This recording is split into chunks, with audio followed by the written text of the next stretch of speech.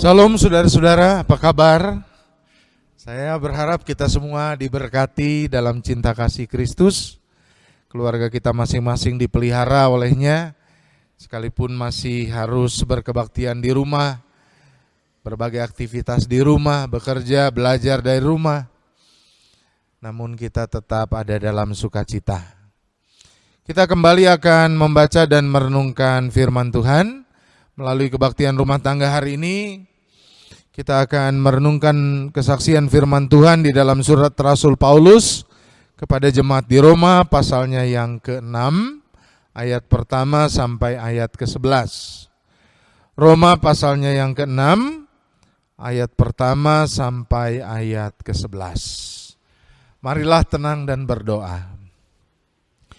Bapa, kami bersyukur untuk lawatan cinta kasih-Mu, berkat-berkat-Mu yang terus hadir dalam kehidupan keluarga kami.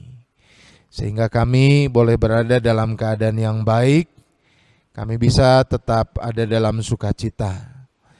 Saat ini ya Bapa, kami rindu kembali mendengarkan firman-Mu, kuasai kami dengan kuasa Roh Kudus-Mu, sehingga kami boleh mengerti kebenaran firman-Mu, bersedia dibentuk olehnya, bahkan kami dikuatkan untuk bisa menghadirkan buah-buahnya dalam kehidupan kami. Terpuji nama-Mu ya Tuhan Yesus, di dalam nama Tuhan Yesus kami berdoa. Amin. Roma pasalnya yang ke-6 ayat pertama sampai ayat ke-11. Begini bunyinya. Jika demikian, apakah yang hendak kita katakan? Bolehkah kita bertekun dalam dosa supaya semakin bertambah kasih karunia itu? Sekali-kali tidak. Bukankah kita telah mati bagi dosa? Bagaimanakah kita masih dapat hidup di dalamnya? Atau tidak tahukah kamu bahwa kita semua yang telah dibaptis dalam Kristus telah dibaptis dalam kematiannya? Dengan demikian kita telah dikuburkan bersama-sama dengan Dia oleh baptisan dalam kematian, supaya sama seperti Kristus telah dibangkitkan dari antara orang mati oleh kemuliaan Bapa, demikian juga kita akan hidup dalam hidup yang baru. Sebab jika kita telah menjadi satu dengan apa yang sama dengan kematiannya, kita juga akan menjadi satu dengan apa yang sama dengan kebangkitannya. Karena kita tahu bahwa manusia lama kita telah turut disalibkan, supaya tubuh dosa kita hilang kuasanya, agar jangan kita mengambakan diri lagi kepada dosa. Sebab siapa yang telah mati, ia telah bebas dari dosa. Jadi jika kita telah mati dengan Kristus, kita percaya bahwa kita akan hidup juga dengan Dia. Karena kita tahu bahwa Kristus sesudah Ia bangkit dari antara orang mati, tidak mati lagi, maut tidak berkuasa lagi atas Dia. Sebab kematiannya adalah kematian terhadap dosa, satu kali dan untuk selama-lamanya. Dan kehidupannya adalah kehidupan bagi Allah. Demikianlah hendaknya kamu memandangnya, bahwa kamu telah mati bagi dosa, tetapi kamu hidup bagi Allah dalam Kristus Yesus. Amin. Saudara-saudara yang dikasihi oleh Tuhan, sampai sedemikian jauh pembacaan kesaksian firman Tuhan. Berbahagia setiap kita yang mendengarkan firman Tuhan dan memeliharanya di dalam kehidupan. Bapak, Ibu, dan saudara-saudara, dalam sebuah percakapan di kelas katekisasi, saya ingat ada seorang siswa yang lalu kemudian bertanya kepada saya, enak sekali Pak jadi orang Kristen itu. Berbuat dosa sebebasnya, lalu nanti hari Minggu datang ke gereja. Kalau yang Protestan ada tahapan kebaktian di mana kita diajak untuk mengakui dosa dan menyesalinya. Lalu nanti ada berita anugerah pengampunan. Kalau yang Katolik ada namanya bilik pengakuan dosa. Bicara dengan pastor di sana, lalu didoakan, dosanya lalu kemudian juga diampuni. Enak sekali orang Kristen.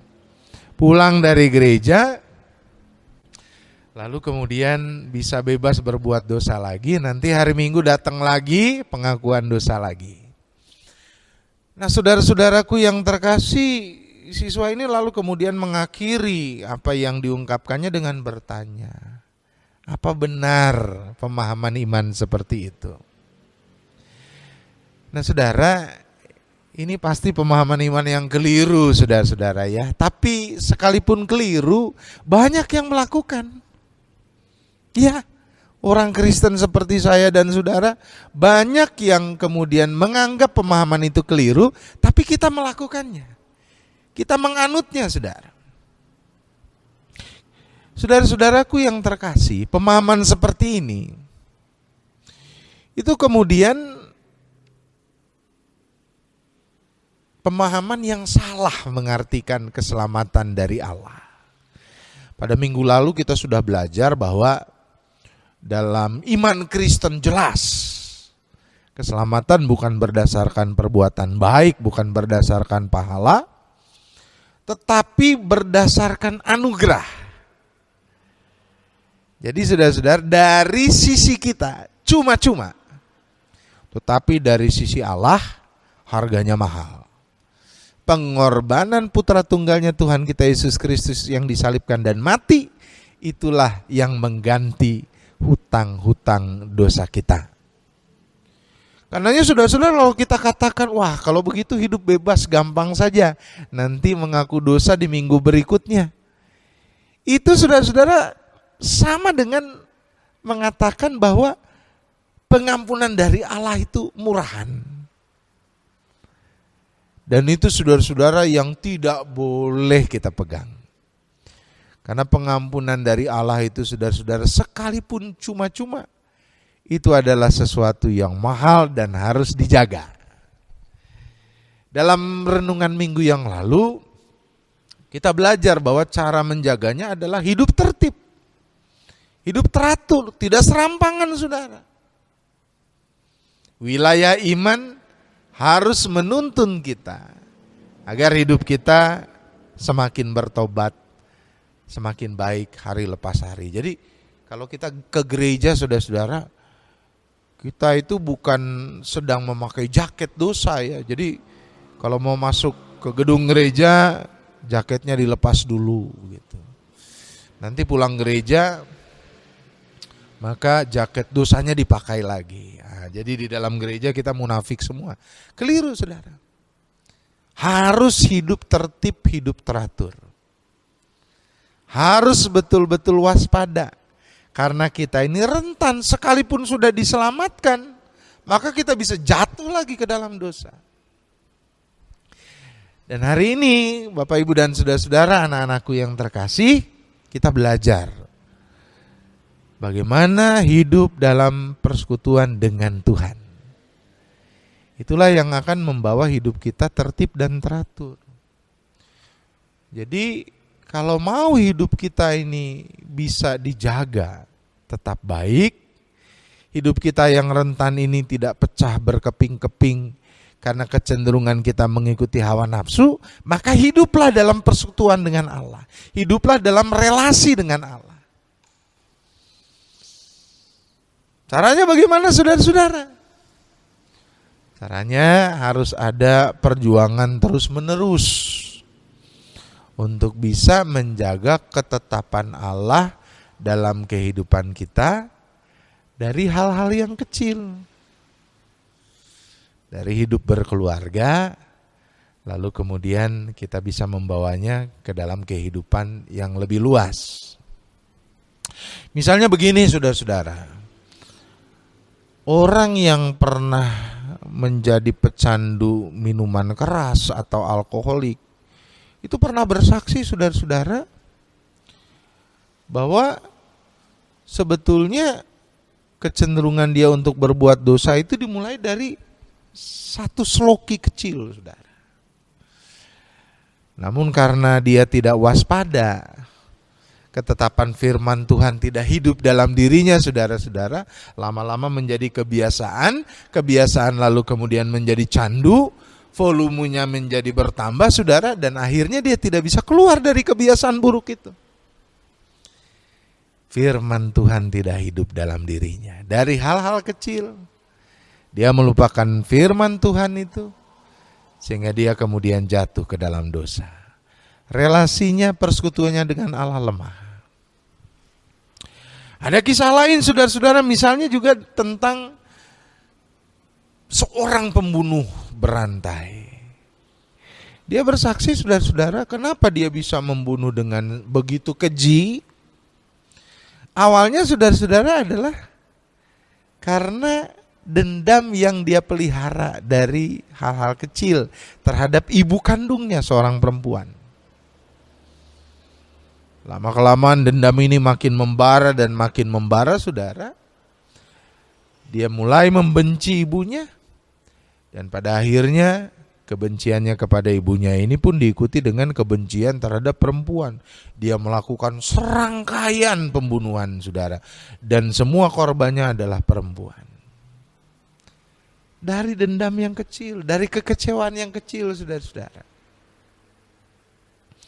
Karena dia kemudian tidak cukup memelihara ketetapan firman Tuhan. Dia tidak punya relasi yang kuat dalam persekutuan dengan Tuhan. Maka akhirnya saudara-saudara, dia melakukan dosa yang sangat besar.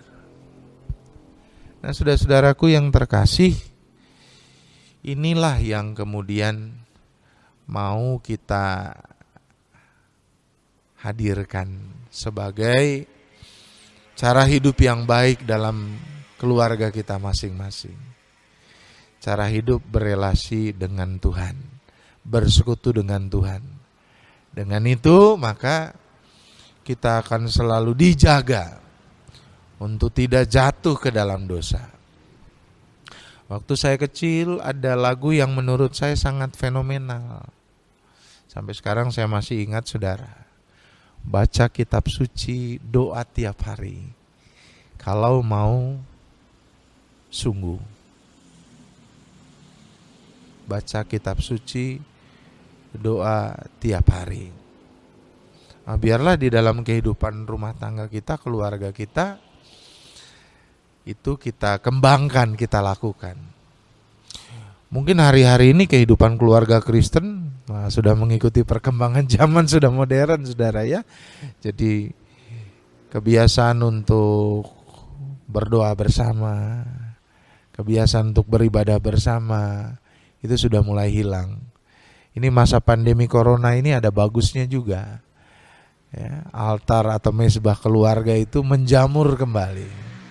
Nah mari kita lanjutkan itu. Sehingga apa yang menjadi tuntunan firman Tuhan, apa yang menjadi kebenaran firman Tuhan hidup dalam diri kita. Menolong kita untuk bisa terhindar dari dosa. Sehingga hidup kita yang tertib dan teratur itu bisa terus kuat kita lakukan. Tuhan memberkati kita yang lemah ini dengan penyertaan-Nya. Amin. Mari kita berdoa. Kami bersyukur ya Tuhan untuk ketetapan firman-Mu, menuntun kami untuk mengerti bahwa kami lemah, kami mudah jatuh ke dalam dosa.